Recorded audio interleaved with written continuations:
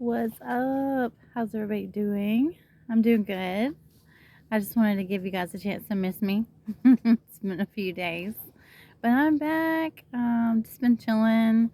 Been doing a lot of reading, meditating. I always do a lot of walking, just hanging out.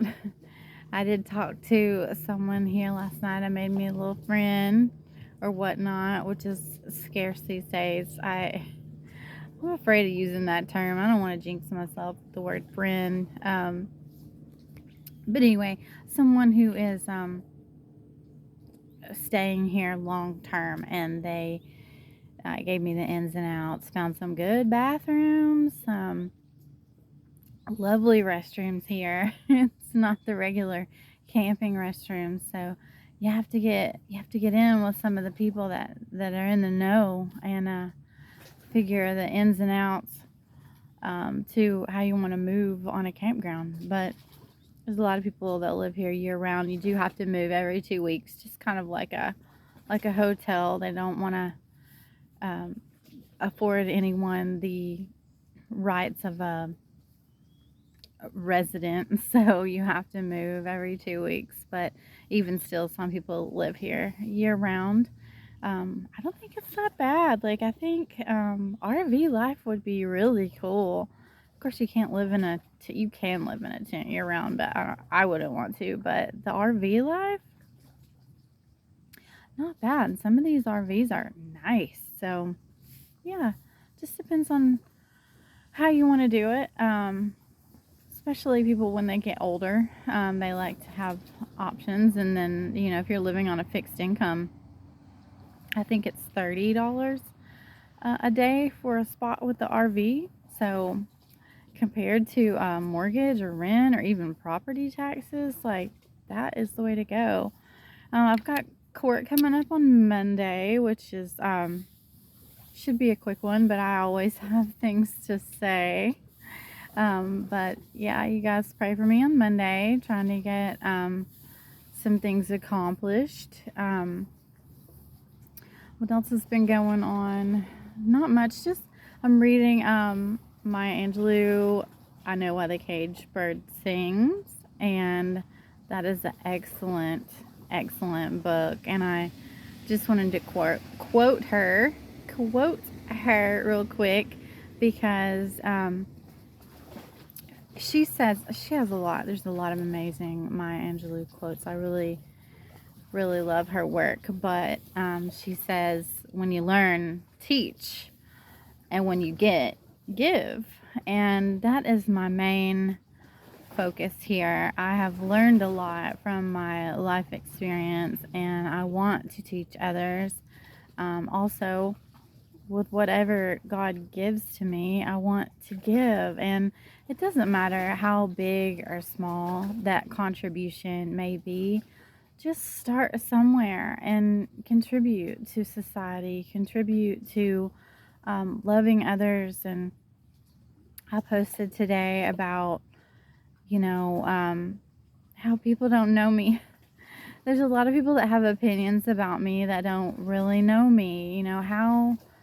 How you can say someone is a prostitute or a witch or of the devil or whatever is going around about me. I don't focus too much on it because it's I'm on my throne. I'm not going to come down and respond to it regardless of what's being said, but just narratives that go around about me being unstable or whatever, it's a lot of projection. For instance, the mental instability. Obviously, the people that started these rumors are unstable themselves. Therefore, they project that mental instability onto me. The proof is in the pudding with the psychological evaluation that I took. Obviously, not mentally unstable, but they tried it. Also, with the prostitute thing, like that came out of left field. So you know that someone out there, whoever started this and projected it onto me, has firsthand knowledge of what it takes to be a prostitute. I do not. I have not ever sold my body for money and never will, but someone has knowledge of such things, or they would not be able to put that out there and project it onto someone else. When I moved to the extended stay from the place that I had been for months, I was enticed by the full kitchen, no doubt, but I had also wanted to move because of the crazy lady that was there. And she could not afford to hotel room, so she started sleeping in the hotel employees. All the employees live there, all the full-time employees.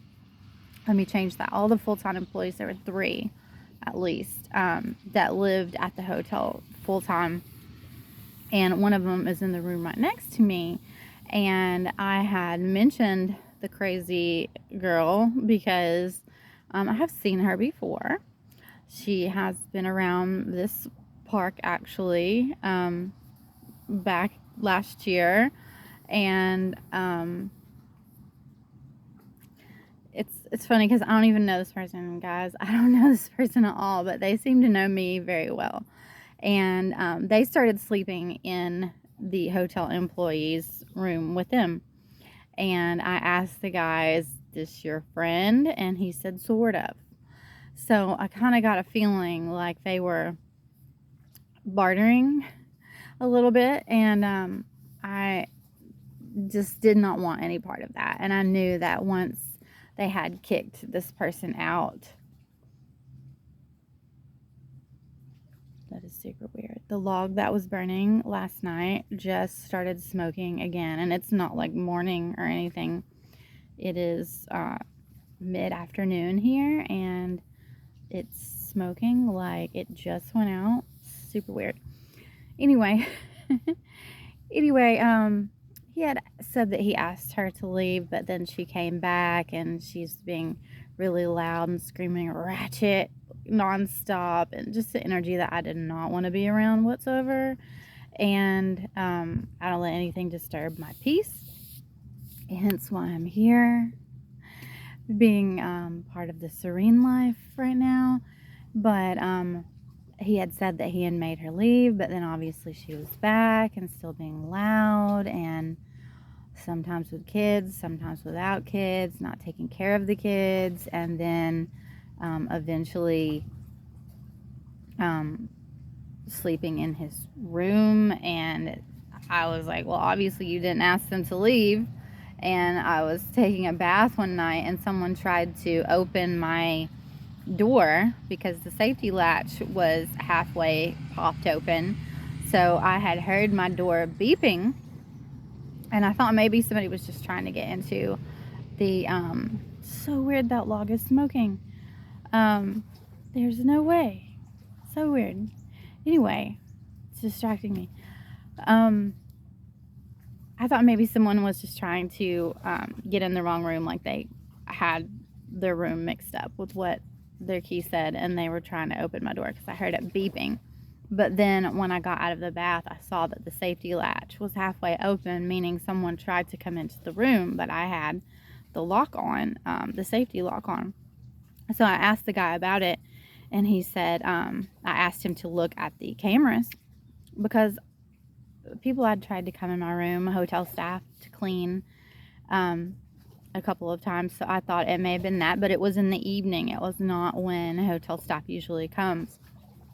So I asked him to look at the cameras, and he said he did, but he said that nothing was on there and that nobody tried to come in my room. But he was the only one working, and he would have been the one to give someone a key that would access my room. So of course he's not going to tell the truth, but someone definitely tried to come in my room. And then that person that he said he asked to leave started staying with him. So anyway, if it's kind of like a you smelt it, you dealt it kind of thing, because if you know what being a prostitute entails, it's very easy for you to project that onto someone else. Like if I was going to slander someone, which I'm not going to because I don't need to, I don't have any use for that life. I want to lift others up. I don't want to hurt them or damage their character in any way. But if I were to walk in my shadow side again and start to backslide, I know nothing about being a prostitute, so that wouldn't even pop into my mind to project onto someone else. I would have to draw from experience something that I had done in the past that was unsavory or criminal or borderline sketchy, sleazy behavior, and I would have to pull from that experience to project something onto someone. Prostitute wouldn't even be in the top 20 because I don't know anything about it. So I wouldn't be able to lay that on someone with legitimacy. Like, I wouldn't know what to say about it. I wouldn't know how to make it sound credible. But somebody else does, which is why they chose that to put onto me, because they know what to say to make it look good. And to try and pass it off as someone else's behavior because it's been their behavior at some point or currently is. So I just want you guys to be aware of that. When I say, if you knew me, you'd probably love me. And maybe you love me, but you hate that you love me because you want to justify the way that you've treated me or things that you've said about me without knowing me at all. And that's fine. Just like the video that I said about the minions not all being bad. We live and we learn. So you're not always going to know when you should believe something or not. Most of the time, the good rule of thumb is just to stay out of it. Just to stay out of it, to play it safe, and just not have anything to do with it at all.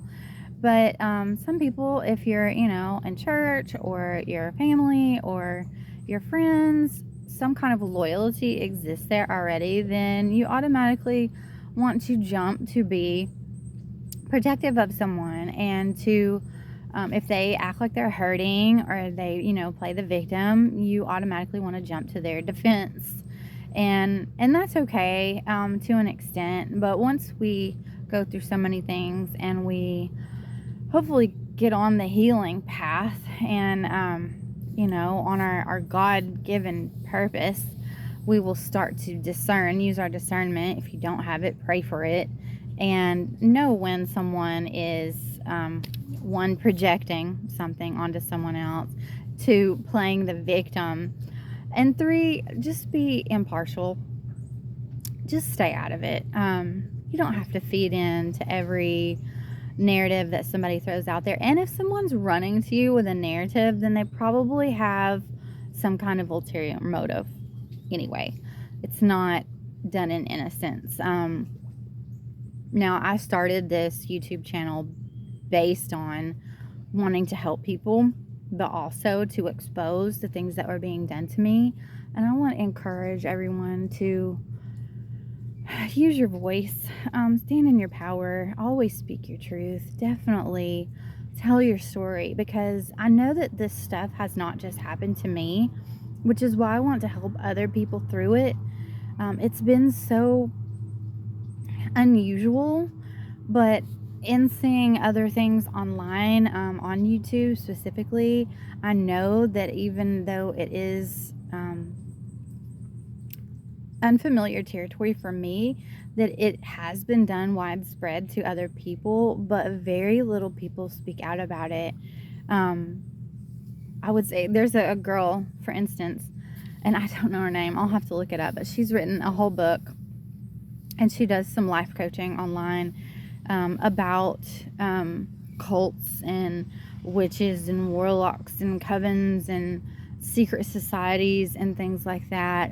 People that will try to use black magic, spell work, voodoo, hoodoo, santeria, things like that with negative intentions. And again, disclaimer, I am not speaking about anyone that uses it for positive. I don't think there's anything wrong with practicing. I'm not about persecution, right? Even though it's been done to me, I will be the first to say that you can believe and practice whatever rituals, whatever worship you want, as long as you're not hurting yourself or someone else. It's all about intentions. So, but anyway, those people that do participate in those low vibrating energies and they do practice things like that with negativity and negative intentions for others with their practices, they I've learned about all of this stuff on the fly. I had no firsthand knowledge of it before being thrown into it. But humiliation rituals are such a thing. And I had not known at all about humiliation rituals and taking steps to strip others of any kind of good fortune, any kind of credibility. Now, I've dealt with narcissism. I've dealt with it on a what I thought was a singular basis. Now, of course, narcissists have their flying monkeys and their minions. But as far as a whole organization being involved, I was completely naive to that. Or religious organizations being affiliated with secrecy or rituals such as humiliation. But if you want, read up on that. I'm not going to sit here and lay out all of the research that I've done. I want you to do your own research so that no one can say, oh, she's flipping out on this. I'm not, but it was a huge eye-opener to see and hear other people that have gone through this and how they have maneuvered. And a lot, the lady particularly that did the book, she is in ongoing court proceedings, so she can't discuss specifics about her her situation, much like myself, because it will be used against you. Also, you don't want to reveal your strategy. So what I'm doing right now is I want to encourage people to, one, research it, and two, speak out about it.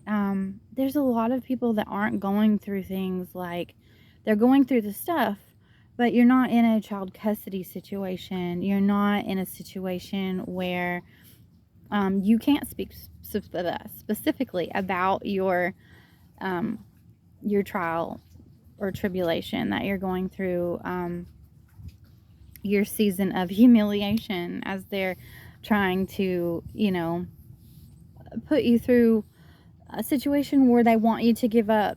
They want you to give up on yourself. They want you to give up on life. They want you to go in hiding. They want you to take yourself out of society in however way that they can. It's very sad, and it's very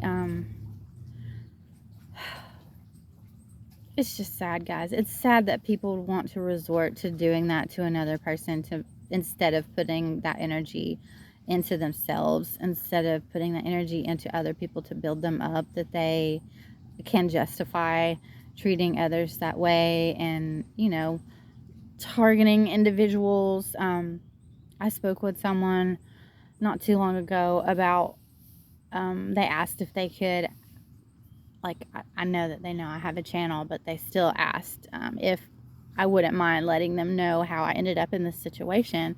And I gave them just a short synopsis, and they called me targeted. No, I never called myself targeted to this person, but they called me targeted. So it made me think that they know more than they're letting on, and if they don't, then they know someone else that has been targeted, and they're putting me in that category because of the similarities. So it's happened to a lot of people, and I just want to encourage others to speak out for yourself, speak out for others. It's a big part of your healing process. One, you're exposing, so it's less likely that they can do this widespread to other people. It's going to be immediately recognized and become more mainstream instead of hidden. Like, nothing good is done in the dark, so they try to keep it hidden. They don't want people to know that this is how they act and how they operate in public. They are completely different. I'm gonna pray for you, or we're doing good in the church, we're doing charity, we want to be your friend, we love you. This is how they act in public.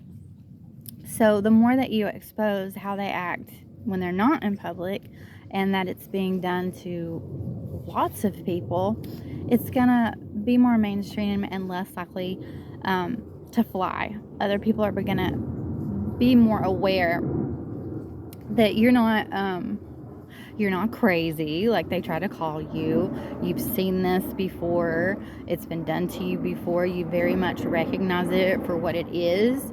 It's not gonna fly with you because you know the game that they're playing. You know what time it is. It's not It's just not going to fly anymore. The buck stops here. You're going to put a stop to it with yourself. You're going to put a stop to it with others by telling your story. It's just going to be widespread. Widespread. Everybody's going to know. It's not going to be something that you have to feel ashamed about, that you have to endure in silence. It's not going to be something that they're going to force you into hiding about. You're going to be freely speaking out about it, and so are others.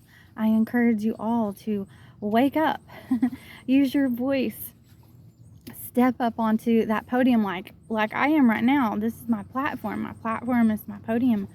I'm not better than anybody else. I'm just telling you about my life experiences, and we can all do that as a collective and raise awareness for things like this, because they're happening to a lot of people all over the place. And if we don't make it known and people don't start exposing it over and over and over, the more you see it and the more that you go through it, they're not going to be able to use it anymore, because people are immediately going to be hip to that, and they're going to protect themselves by exposing everything.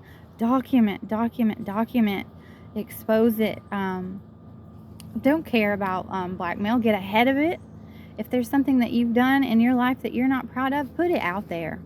Go ahead and put it out there, because that's not you anymore. That was just part of your life, part of your story. It's part of what motivated you to be better and to grow and to heal. So don't worry about that. Everybody has a story. Everybody has a past. So don't worry about that, but put it out there about yourself so that they don't have anything that they can hold over your head. And if you mention what they're doing, don't be afraid of retaliation, because it's a lot harder for them to work to cover up their lies. They have to work triple time when all you have to do is expose the truth about them. And that is so much more damaging than any lies, because eventually everyone will see through the lies. There will be nothing to back it up. It's a non-factor, because there's no facts behind it. And eventually the proof is in the pudding, and they don't have any proof in their pudding. They don't have anything except for lies and slander and each other. And the more that they dig themselves a hole for you to fall in, eventually they will fall in it themselves. It will happen. So don't be afraid. God did not put fear in us. That is from the devil. So rebuke that. Rebuke that ish and keep it pushing, because you are a star. You are a star, and you are going to shine so bright, especially when you get out of your own way and you don't let anybody else stand in your way. Speak up for yourself. Defend yourself. Don't stoop to their level. Don't roll around in the mud with them. Just say what you got to say, and that's it. That's all. That's it. Period. So I'll check in with you guys tomorrow. I gotta delete some things from my phone. My time is almost up, but I just wanted to check in and say I'm still here. I'm still doing great. I hope you all are too. I love you. God loves you. You're never alone. Bye.